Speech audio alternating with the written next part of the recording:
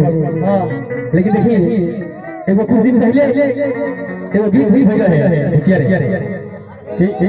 एक जरी के मौत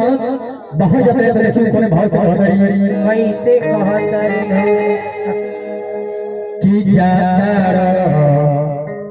अरे परदेश बलनुआ कि हम के घर में छोड़ के ना देव तक का खेबे बोल बोला का खेबो अच्छा आपका शादी हो गया है नहीं गौना हो दूंगा बाकी बा नहीं भाई तो बाल बच्चा होइल बड़े ना 3.5 बरस और का से बहुत मन बाल बाल जगह करो शादी होई तभी तो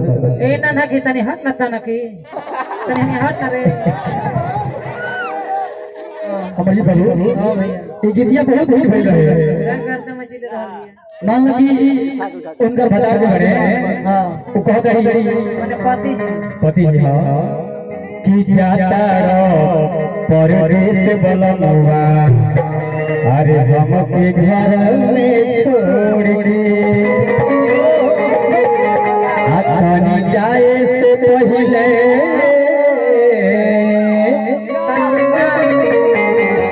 काहे तुम इतना चिहार कर बोला कुछ मिलल बका नहीं तो सूर्य कह रहे थे ये में कोनो घर भतार बड़े से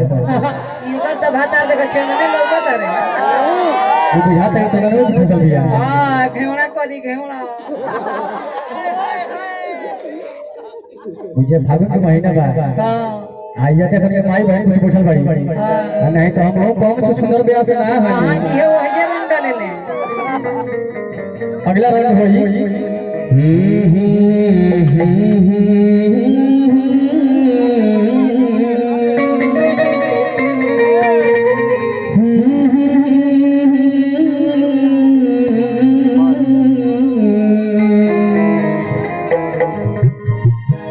लेकिन देखिए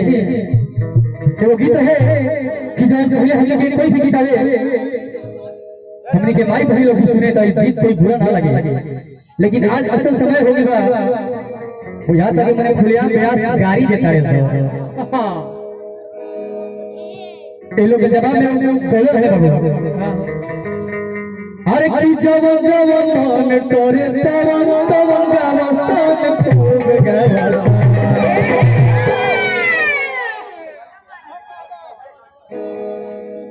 आहे नेती की है भाषा वसन खूब गावसान लेकिन गीत के भाव बाबू का हो और कह दिया कि प्रियवा और जात बार पुलिस के बहलिया में कि प्रियवा और जात बार पुलिस के बहलिया में अच्छा ना दे तो ने के फाड़ छोड़ी बताओ तू बोला हम तो हर जीमा ले ले बानी नतिया कहता रो देखा तो न बतिया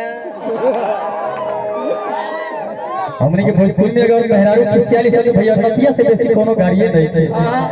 कहे सके जाए नती के बेटा जा तो जाके बाहर हम हराम जा यही से तोहन नाती लखन सुनत रह अपन मेहरानू से ना अभी हम सिंगल भाई ये मेहरारू के भाव मेहरारू के कोई तरह के भाव होला अब मान ला आधा पर तू ही मेहरानू बन गया हां तो मान लगे भाव हमने भाव देख वाले मेहरारू बड़ी आधा तन दिखावा भाव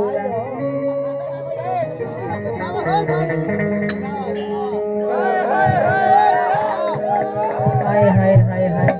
तू तो नखड़ुआ का मामी लेखन लगी है देखो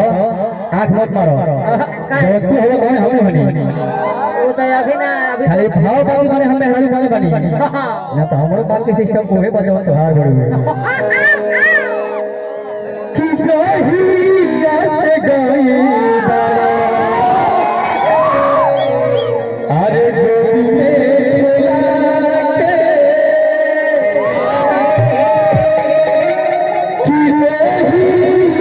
से जाते अरे रोता चिजा के अलग तो हर के पापा कह हमारा सैया जी के चाचा कह लेकिन इनका बाबू कि पिया जाते बारा पुलिस से बहलिया ध्यान दो कि पिया अरे जाते बारा पुलिस से बहलिया छौले ले